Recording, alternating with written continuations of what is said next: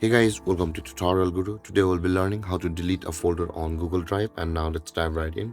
Now to delete a folder on Google Drive, first open up your preferred browser as I have already opened the Google Chrome, and on the search bar click over there and type in the address drive.google.com and hit on enter, and after that you'll be redirected to the home page of your Google Drive. But if not, then you'll be required to log into your Google account on a login page.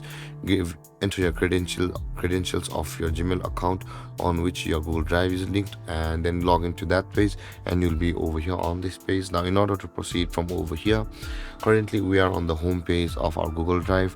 Now you can see there is the My Drive option available for us. Click on that My Drive, and over here all of your files and folders will be available over here. Now to delete a folder on Google Drive, you can see there are 3 folders over here. This one is currently empty, so I'll be just deleting it. Now in order to do that, let's right click on that folder, and you can see guys there is the move to trash option available for us, or you can just click it or choose it by left clicking it and tap on the delete button on your keyboard and tap on delete. And you can see guys you'll be required to refresh it because it will be on the trash. And if you want to delete that folder permanently, then you can see there is the empty trash button available where my mouse is hovering currently.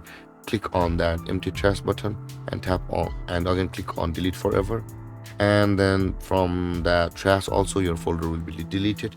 And this is how to delete folder on Google Drive. And if you have any confusions or questions regarding the topic, feel free to comment on the comment section below, and don't forget to like, subscribe and hit that bell icon for more videos. Thank you for watching guys. Peace.